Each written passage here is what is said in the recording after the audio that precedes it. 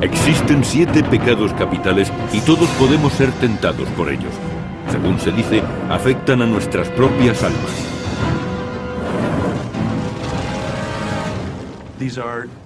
Son pecados mortales y tienen graves consecuencias en nuestra vida espiritual. Lujuria, envidia, gula, pereza, avaricia, ira y soberbia. Según la teología cristiana, para cometer uno de estos pecados mortales no hace falta más que desearlo. Las Escrituras dicen que el pecado se paga con la muerte. Detrás de cada uno de esos pecados hay una historia oculta que explica por qué llegaron a ser mortales. Los 7 pecados capitales han tenido una enorme repercusión en la historia, en la sociedad y en nuestras almas. No se pueden transgredir las leyes de Dios sin pagar un alto precio.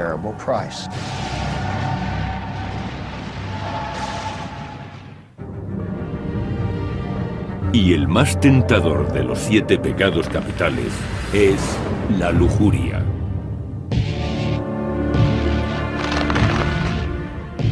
Los 7 pecados capitales no aparecen en las Escrituras. Entonces, ¿de dónde proceden?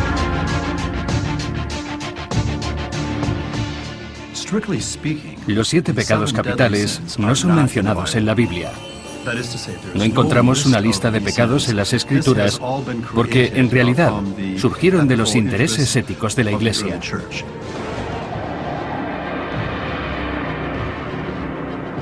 Alrededor del año 375, un monje cristiano huyó de las tentaciones de Constantinopla y se refugió en un pequeño monasterio del desierto egipcio. Su nombre era Evagrio Pontico. Aquella aislada existencia le permitió mirar profundamente dentro de su alma y enseguida empezó a catalogar los pensamientos que encontró en su interior. Evagrio trabajó en esta lista de tentaciones. Luchó contra la soberbia, la gula, la lujuria y todas esas pasiones. Evagrio resumió las numerosas tentaciones y describió las más terribles y más peligrosas. La lista contenía 8 comportamientos pecaminosos: lujuria, gula, pereza, avaricia, ira, soberbia, vanagloria y tristeza. Si hablásemos de drogas, podríamos comparar los pecados capitales con la marihuana. Se considera la puerta de acceso al resto de las drogas.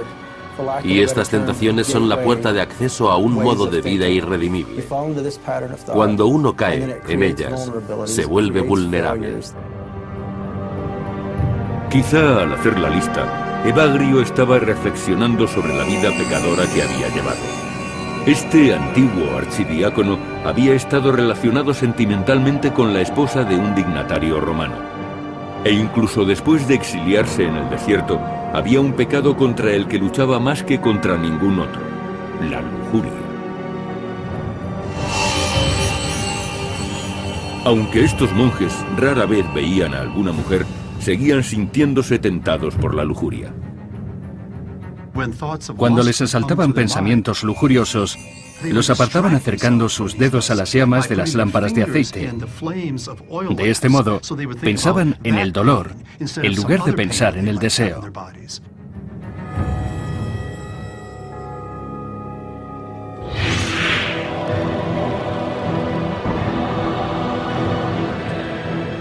Los antiguos devotos definían el pecado de la lujuria como el ansia desordenada del placer carnal. La Biblia lo llama fornicación, adulterio, tentación de la carne, y considera que es un deseo sexual tan poderoso que abruma y destruye a los que caen en la tentación.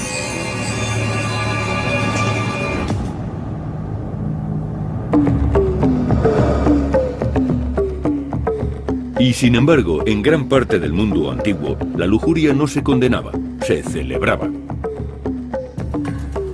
En la India, los templos de Khajuraho fueron decorados con miles de esculturas en complicadas posturas sexuales. La idea provenía de un texto erótico llamado Kama Sutra. Este antiguo libro hindú describe 64 artes o posiciones y habla también en gran detalle de los sagrados aspectos de la prostitución, el sexo en grupo, la homosexualidad y el sadomasoquismo. En el Kama Sutra, el sexo y la religión son inseparables. Pero también en la cultura grecorromana se construían monumentos para celebrar la sexualidad. En la Grecia clásica, las fronteras y los caminos se marcaban con gigantescos falos de piedra, llamados Herma, en honor a Hermes, el dios de la fertilidad. El dios Dionisios era venerado en los bosques con salvajes rituales sexuales. Para los griegos, el sexo formaba parte de la religión. Y de hecho, la palabra griega orgía significaba originariamente ritual secreto. La actitud que mostraban los griegos y los romanos hacia la sexualidad era mucho más parecida a la nuestra. No era un tabú. El sexo era una experiencia sensual, una experiencia del cuerpo perfectamente aceptada por las clases altas. Y nadie practicó el culto a la lujuria mejor que el Imperio Romano. La ciudad portuaria de Pompeya conserva algunos de los mejores ejemplos del antiguo arte romano. Pompeya es un lugar muy rico desde el punto de vista arqueológico, pero lo mejor de Pompeya es que contiene una gran cantidad de arte erótico. Las pinturas de Pompeya datan del siglo I después de Cristo. Algunas se realizaron en antiguos prostíbulos. Las inscripciones eróticas revelan servicios específicos y también indican los precios. Es evidente que los romanos disfrutaban de la sexualidad y no tenían ningún escrúpulo a la hora de exhibirla en las calles, en las esquinas y en sus casas. El culto romano a la lujuria alcanzó su apogeo durante el reinado del emperador Calígula en el año 37. Se dice que el joven emperador exigía mantener relaciones sexuales con todas las mujeres atractivas de Roma, incluidas sus propias hermanas.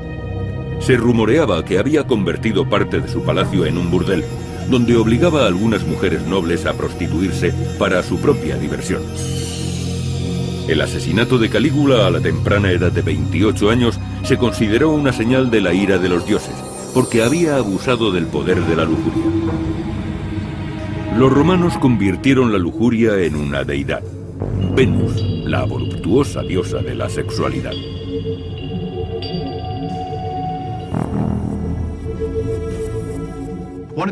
La cultura grecorromana cuenta con una de las versiones más antiguas sobre la creación. Según la mitología, los dioses procreaban. Fueron creados como nosotros y mantenían relaciones sexuales igual que los seres humanos y que todos los seres vivos.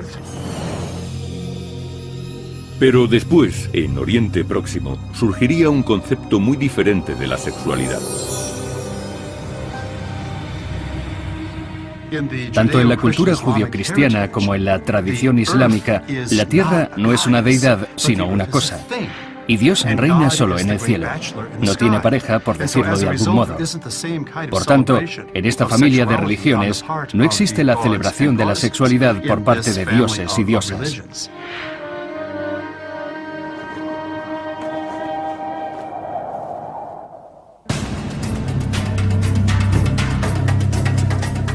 El Antiguo Testamento también cuenta con una lista de lo que se debe y no se debe hacer. Pero no se trata de los 7 pecados capitales, sino de los 10 mandamientos. Los 10 mandamientos nos guían por el camino recto y nos alejan del pecado. De los 10 mandamientos hay 2 referidos a la lujuria. No cometerás actos impuros y no consentirás pensamientos impuros. El Antiguo Testamento condena la lujuria. No considera que la sexualidad como tal sea pecado. Sin embargo, se preocupa mucho por el enorme poder del deseo sexual. El judaísmo entiende que el deseo es rebelde y que siempre, o muy a menudo, se desean cosas que no se deberían tener. Pero el deseo en sí no es pecado. Depende de lo que se haga con él.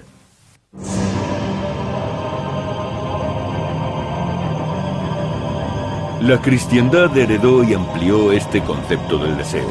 Jesús dice a sus discípulos que comete pecado de adulterio incluso el que mira con lujuria a una mujer. Jesús comenta y enfatiza los pecados de pensamiento. Se puede cometer adulterio mentalmente. Para Jesús, el castigo por el pecado es el infierno, la condenación eterna. Los creyentes piensan que todo aquel que comete alguno de los 7 pecados capitales está irremediablemente condenado al fuego eterno. Pero en ningún pasaje de la Biblia aparece la descripción del infierno.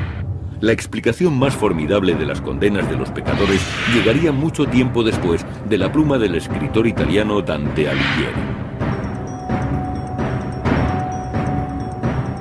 Fue hacia 1320 cuando Dante escribió la Divina Comedia, una detallada descripción del infierno, el purgatorio y el cielo. La historia comienza cuando Dante se pierde en un oscuro bosque.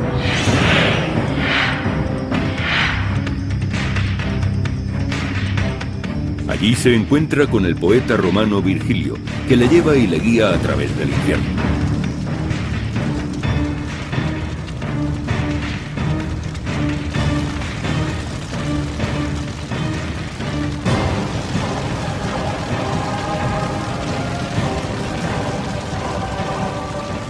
Dante describe los 9 círculos del infierno. Y los castigos se vuelven más duros a medida que el autor avanza por estos círculos. Los 7 pecados capitales están representados desde el menos ofensivo hasta el más grave de todos. El precio que cada pecador tiene que pagar se corresponde con el crimen que ha cometido. El pecado de la lujuria se encuentra en el segundo círculo del infierno. Aquí, los que se dejaron llevar por el deseo son lanzados por los aires y golpeados sin descanso por vientos abrasadores. Este castigo simboliza el tormentoso poder de la lujuria. Sin embargo, Dante trató el pecado de la lujuria como el menos reprobable de todos. Se supone que es más condescendiente con este pecado, porque es una tentación en la que él también cayó. Dante visita el purgatorio, donde las llamas consumen a los lujuriosos del mismo modo que antes los consumió el deseo sexual. La visión de Dante es tan sobrecogedora que se convirtió en la versión del infierno más comúnmente aceptada por la cristiandad. Pero esta descripción no está basada en la Biblia. Los círculos infernales y los castigos de los condenados proceden únicamente de la pluma de Dante.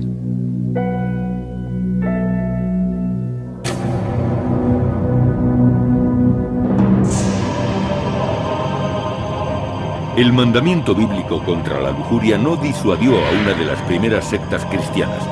Se trataba de un grupo de radicales que contemplaban la tentación desde una perspectiva muy diferente. En lugar de denunciar la lujuria como pecado, la celebraban como un sacramento.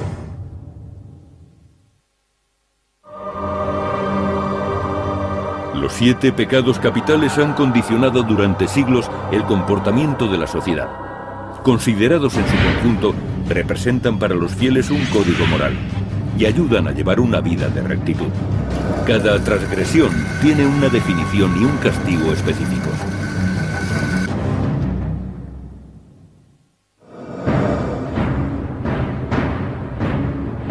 La religión cristiana es muy concreta en su idea sobre la lujuria.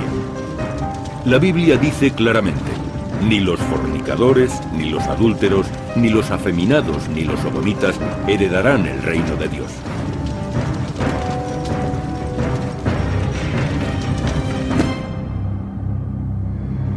Pero no siempre hubo consenso con respecto a este pecado. Una de las primeras sectas que surgieron del cristianismo vio la lujuria de un modo muy diferente. Alrededor del año 325 se decía que un pequeño grupo de fieles cristianos se reunían para el culto. El servicio empezaba con el desnudo ritual. Seguía con la unción y el masaje en grupo, y culminaba con el acto sexual entre el sacerdote y la sacerdotisa. Era la secta de los carpocratianos, una comunidad cristiana gnóstica. La palabra gnóstico proviene del griego gnosis, que significa conocimiento o iluminación. Los gnósticos tenían una idea muy diferente del pecado. De hecho, en el Evangelio apócrifo de María Magdalena, Jesús dice que la lujuria en sí no es un pecado. El obispo Epifanio del siglo IV describía la orgía gnóstica detalladamente. Caen en un frenesí colectivo, se manchan las manos con sus secreciones y humores y rezan completamente desnudos.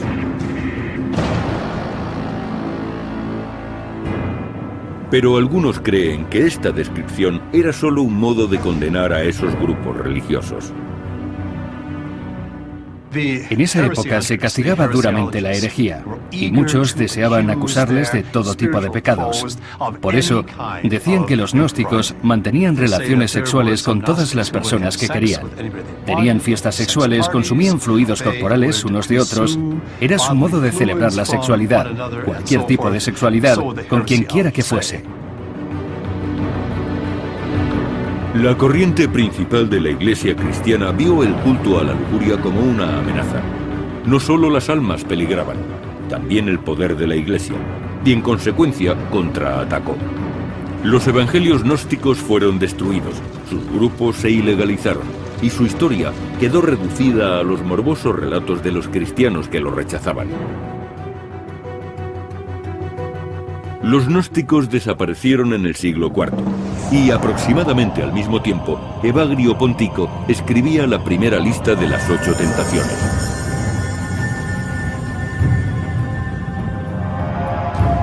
Al principio tuvo poca trascendencia. Evagrio vivía recluido en el desierto y solamente los monjes de su monasterio tenían acceso a esta lista.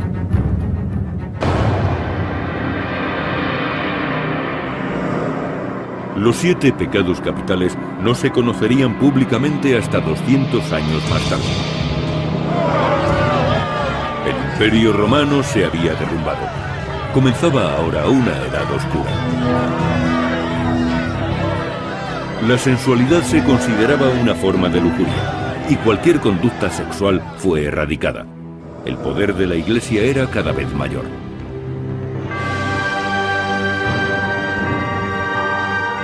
En manos del Papa Gregorio Magno, las 8 tentaciones se convirtieron en los 7 pecados capitales, mucho más condenables.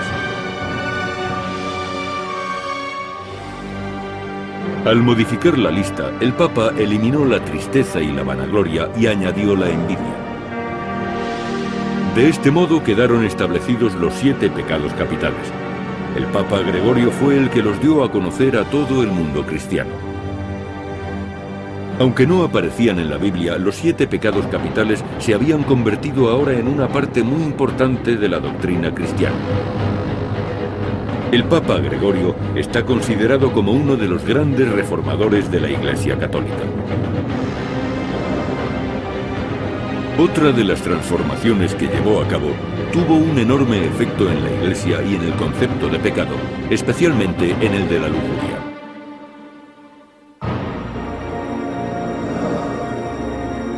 El Papa declaró que todos los sacerdotes de la Iglesia Católica Romana tenían que ser célibes. Hasta entonces, los sacerdotes cristianos podían contraer matrimonio. Se cree que la regla del celibato se estableció para consolidar el poder. El Papa Gregorio no quería que las propiedades eclesiásticas fuesen heredadas por los hijos de los sacerdotes y de los obispos. Pero esta norma tuvo una repercusión mucho mayor. En un periodo de tiempo relativamente corto, la idea del celibato evolucionó. Nació como condición monástica y acabó conduciendo a una denuncia generalizada de la sexualidad y la lujuria. La Iglesia estaba totalmente en contra del hedonismo. La sexualidad existe únicamente para la reproducción, y cualquier cosa que la aleje de esa función se considera pecado. Ahora el clero célibe determinaba las reglas sociales y políticas. Y para contrarrestar los 7 pecados capitales, la Iglesia creó las 7 virtudes. A partir de entonces, serán indispensables para la salvación del alma humana. La virtud opuesta a la lujuria es la castidad. Esta virtud inspiraría durante siglos el modo de pensar de los cristianos. Para los teólogos medievales, el problema no estaba solo en la lujuria, sino en cualquier forma de sexualidad. En la Edad Media, la lujuria se condenaba incluso en el matrimonio. Esa fue la postura de la civilización occidental con respecto a la sexualidad durante al menos 1000 años.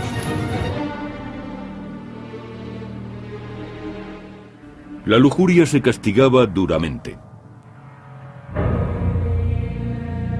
En aquella época existía la creencia de que un pecado podía poseer a una persona y habitar en su interior. Cada pecado tenía asignado un demonio específico. Y la única manera de librar de esos demonios a los poseídos era recurrir a la práctica del exorcismo.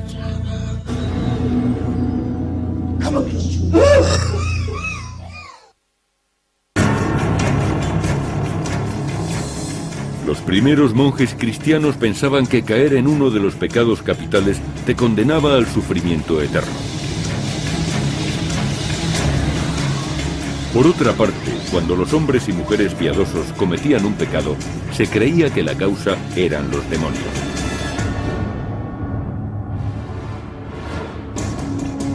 Durante miles de años, la humanidad ha creído en la existencia de los demonios. Incluso la Biblia habla de espíritus demoníacos en el desierto. Jesús exorciza a los demonios en el Nuevo Testamento.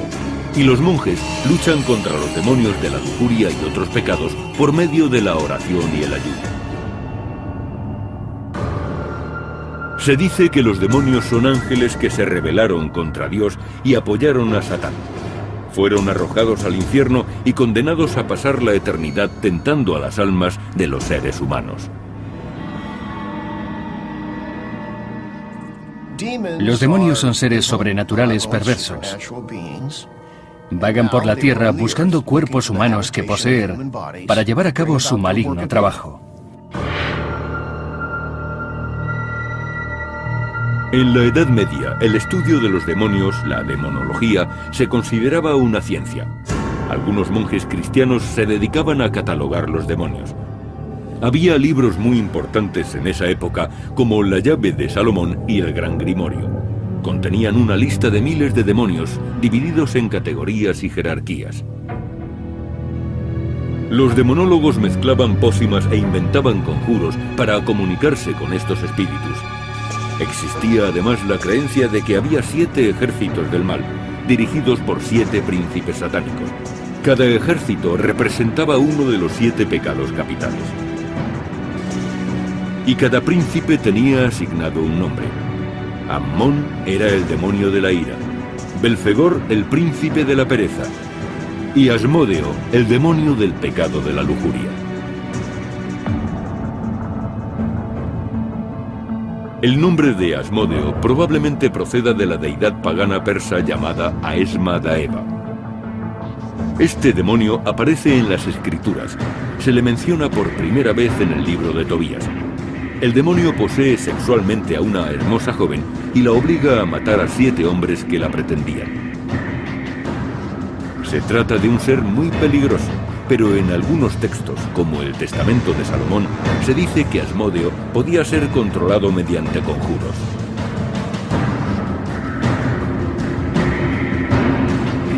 También se creía que este demonio podía garantizar el deseo sexual y permitir relaciones sexuales con bellos demonios femeninos, los súcubos. Según las leyendas, proporcionaban un placer incomparable, pero al mismo tiempo consumían el alma de los humanos. Y hay quien dice que las relaciones sexuales con demonios no son simples metáforas, son algo real. Estamos en nuestra casa y tenemos derecho a elegir nuestro destino. En su iglesia, el pastor Bob Larson libra su batalla particular contra los demonios. En este capítulo podemos encontrar el modo de vencer a los espíritus más fuertes Los 7 pecados capitales atacan a la sociedad a la que pertenecemos. Todos formamos parte de una estructura interrelacionada. Y siempre hay alguien que gana y alguien que pierde cuando se transgrede la ley moral. Las faltas más graves son los 7 pecados capitales. Y son mortales. Dame mi Biblia. Tradicionalmente se lucha contra los demonios recurriendo a exorcismos. Se les obliga a presentar batalla con la intención de expulsarles del cuerpo. ¡Sal fuera!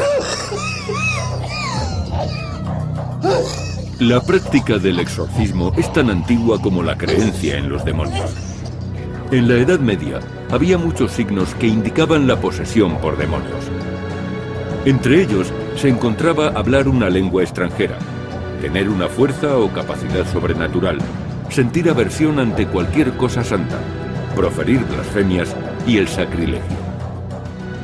Pero siempre hay remedios para la posesión.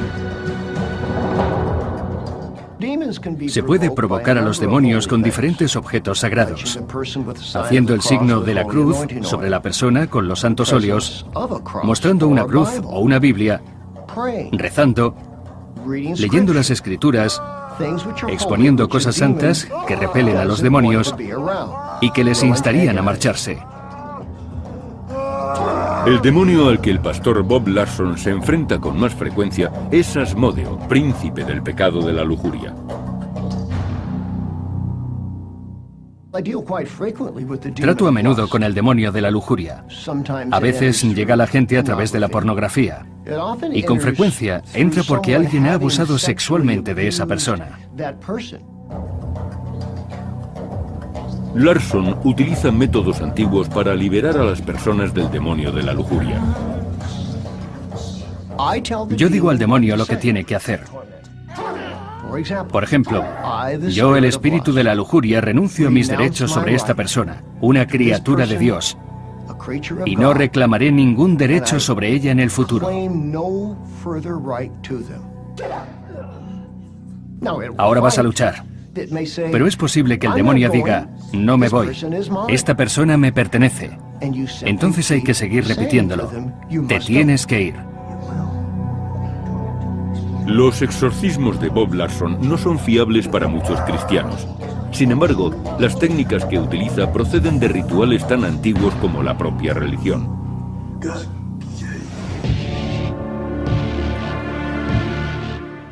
En la Edad Media, los 7 pecados capitales se asociaban con demonios y exorcismos. Y en el año 1213, para ser exactos, la Iglesia dio un nuevo giro a la historia del pecado.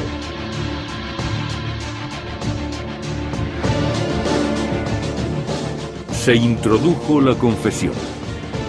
Era obligatorio que los cristianos acudiesen a un sacerdote, al menos una vez al año, y le contasen detalladamente sus pecados. La Iglesia aconsejaba a los creyentes que tomasen los pecados capitales como guía. Así podrían determinar más fácilmente qué pecados confesar. Los obispos instaban a hacer examen de conciencia antes de la confesión. Los fieles debían reflexionar acerca de los 7 pecados capitales y organizar sus vidas en función de estas reflexiones.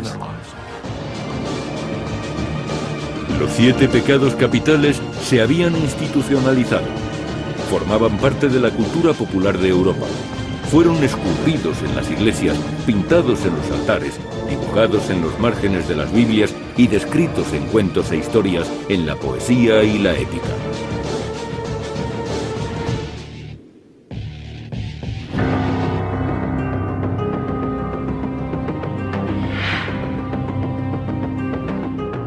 Pero en el siglo XVI, el mundo cristiano sufrió un cambio radical. Los cristianos se dividen en protestantes y católicos. El cisma se conoce como la Reforma Protestante. Comenzó en 1517 y duraría 150 años. Una de las principales diferencias era que los protestantes rechazaban el concepto de confesión, pero mostraban un profundo interés por el pecado de lujuria.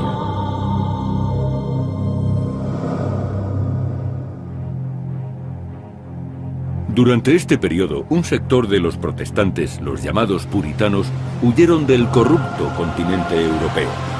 Buscaban la libertad religiosa en el Nuevo Mundo. Los puritanos fueron llamados así debido a sus piadosas creencias y su idea de la religión. Pretendían crear una forma más pura de culto y doctrina. Querían fundar en Norteamérica una colonia donde no se tolerase el pecado.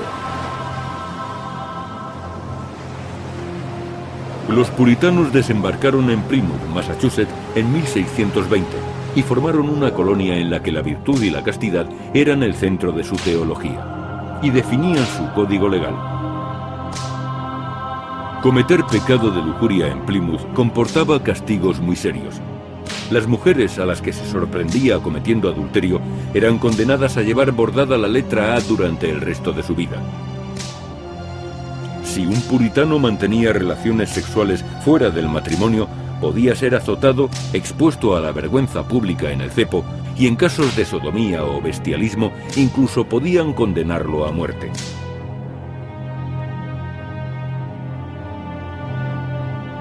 Pero a pesar de los represivos puntos de vista de los puritanos, el pecado de la lujuria nunca fue erradicado. Hay quien dice que la existencia de la humanidad está sutilmente conectada con la lujuria.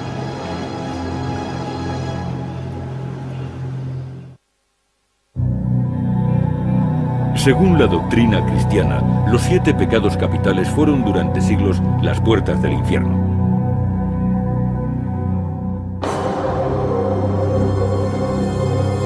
El pecado de lujuria está condenado en la Biblia, en la tradición cristiana y en la cultura puritana de Norteamérica. Pero a pesar de su prohibición, la lujuria nunca desapareció.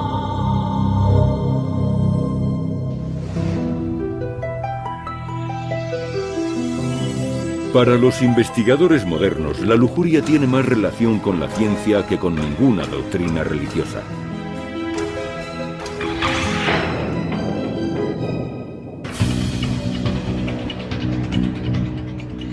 Los 7 pecados capitales pueden explicarse a través de la biología.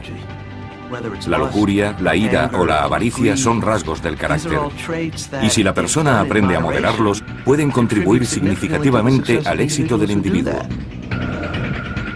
Aunque la sociedad ha cambiado a lo largo de los siglos, nuestros instintos primarios han permanecido igual.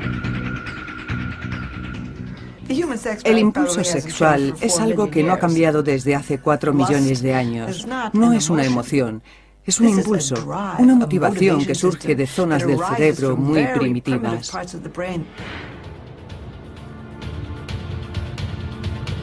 Los neurocientíficos han descubierto por qué la lujuria no puede ser suprimida. El instinto de aparearse, o lo que comúnmente conocemos como lujuria, procede de una hormona llamada testosterona. Esta sustancia química está presente tanto en el hombre como en la mujer. Pero la sustancia que se relaciona con el amor romántico es la dopamina, que regula el placer y hace que focalicemos la atención. Cuando uno se enamora, aumentan los niveles de dopamina y la producción de testosterona, que se asocia al impulso sexual. Estas sustancias químicas están relacionadas y pueden tener un efecto contrario al esperado. La dopamina, asociada con el amor, puede llevar a la lujuria, y la testosterona puede imitar los sentimientos amorosos. No solo la testosterona aumenta ante cualquier tipo de estímulo sexual, también suben los niveles de dopamina, y eso puede empujar al individuo a enamorarse de alguien. El sexo casual nunca es casual. En la naturaleza siempre ha existido el impulso de aparearse y criar. Pero los seres humanos han evolucionado además hacia un comportamiento específico, y su actitud ante la reproducción es diferente. Los científicos lo llaman monogamia. Para entender la lujuria humana, tenemos que examinar los hábitos de apareamiento de las especies inferiores. El ser humano, como cualquier otra especie, también muestra interés por múltiples compañeros sexuales. Los biólogos lo llaman EPC, que son las siglas en inglés de cópula fuera de la pareja. Es básicamente el adulterio. Las pruebas genéticas revelan que incluso las especies que desarrollan vínculos de pareja, como los lobos o los cisnes, suelen tener otras relaciones. La razón biológica de la EPC es simple. El engaño y el adulterio dan a la especie una ventaja evolutiva. Para el macho, significa que puede inseminar a varias hembras y, en consecuencia, convertirse en padre sin demasiado esfuerzo. Para las hembras, supone recursos adicionales y un mejor material genético.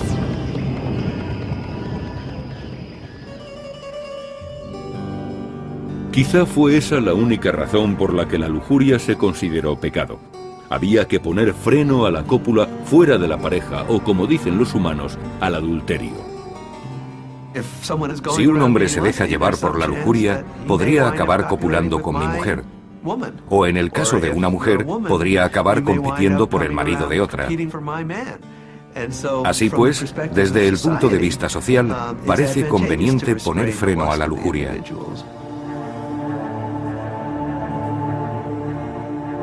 Durante siglos hubo una larga lucha para erradicar el pecado de la lujuria. Y tuvo bastante éxito. Pero a comienzos del siglo XX tuvo lugar un cambio importante en la sociedad, y la lujuria se benefició de ello.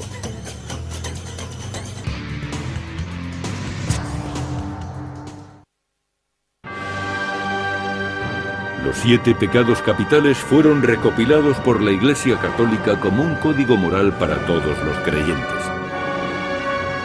El pecado de la lujuria tiene una historia accidentada. Fue celebrado por los antiguos griegos y romanos, vilipendiado en la Edad Media e incluso prohibido por los puritanos en Norteamérica.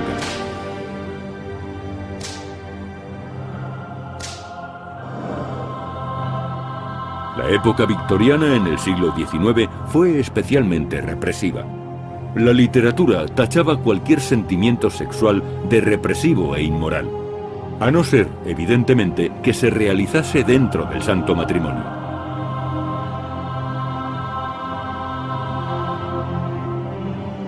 La prostitución, junto con el adulterio y la homosexualidad, seguían practicándose en esos años, pero en la clandestinidad.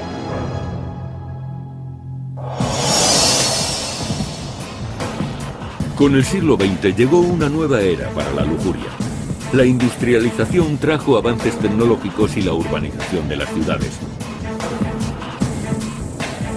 Los jóvenes de los años 20 marcaron una evolución en el concepto de la lujuria y surgió una nueva imagen sexual de la mujer. En los años 50 apareció la píldora para controlar la natalidad, lo que supuso una transformación de la sexualidad y del pecado de la lujuria.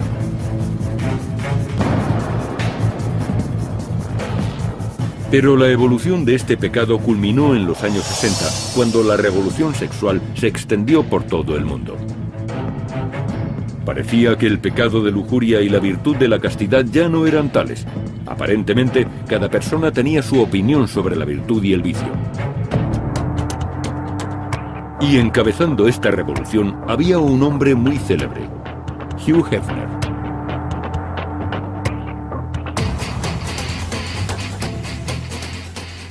Sin ninguna duda, mi pecado favorito es decididamente la lujuria. La lujuria y la práctica de la sexualidad son muy saludables para la vida. Hefner creó la revista Playboy. Se basó en la idea que se tenía de la sexualidad en la época grecorromana. Levantó un templo al exceso y a la lujuria y logró construir todo un imperio. Creo que Playboy contribuyó en buena medida a la revolución sexual. Yo mismo defendí la idea de que el sexo no era nada malo. A pesar de los siglos de tentativas religiosas para acabar con la lujuria, el pecado nunca desaparecía. ¿Hay alguna razón biológica o neurológica para que la lujuria siga siendo una tentación vital?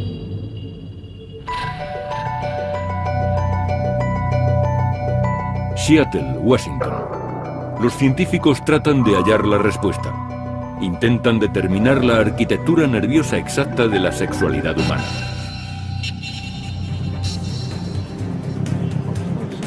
El doctor Ken Maravilla investiga sobre cómo afectan la lujuria y la sexualidad a cada parte del cerebro humano. Utiliza dos recursos tecnológicos. Uno es una máquina de resonancia magnética, el otro un simple reproductor de DVD. Presentamos distintos estímulos a nuestros sujetos. Consisten en escenas de sexo explícito, preparadas de modo que resulten sexualmente atractivas y aumenten su capacidad de excitación. El experimento es sencillo. Se muestran vídeos neutros a los sujetos para establecer el punto de partida. Después, durante varios minutos, se proyectan imágenes sexualmente explícitas. Entonces, el doctor Maravilla y su equipo observan y registran los cambios en el cerebro. Tenemos zonas en los lóbulos frontales que están asociadas con la recompensa. Obviamente, estas zonas se activan con la excitación sexual.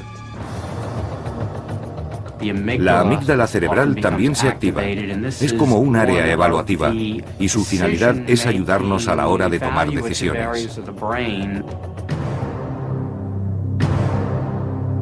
La imagen de la resonancia magnética muestra que cuando los sujetos se excitan sexualmente, existe una respuesta determinada.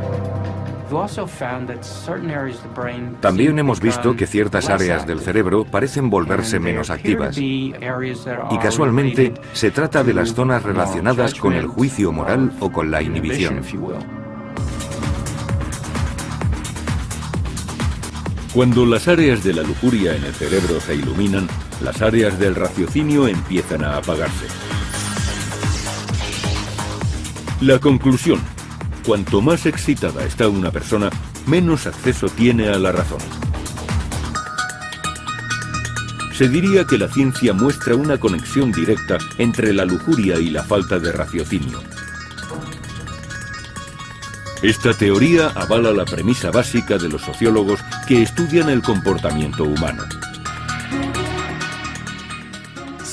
Los pecados son adaptables. El deseo sexual es normal, apropiado y saludable. Lujuria es el término que utilizamos cuando ese deseo es excesivo o inapropiado. Según esta definición, algo se convierte en pecado solamente cuando es destructivo. Parece que, según la ciencia, lo condenable es llevar nuestros impulsos demasiado lejos.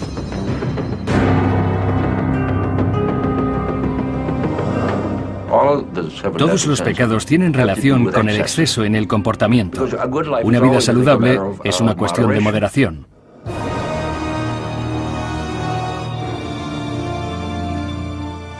Las mismas energías que nos impulsan a hacer el bien pueden desviarse y llevarnos a pecar. Pero esta es una continua y complicada batalla dentro de cada alma. Eso es algo que debemos entender. La calidad de la vida y la santidad del alma dependerán de las decisiones que tomemos cada día de nuestra vida. Para el cristianismo, un pecado siempre es un pecado. No es cuestión de matices. Se trata de un estándar eterno.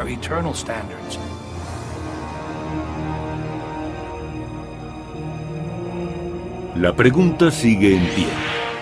¿Puede alguien ser castigado eternamente a las profundidades del infierno por haber practicado la lujuria, la avaricia, la envidia, la ira, la soberbia, la gula o la pereza?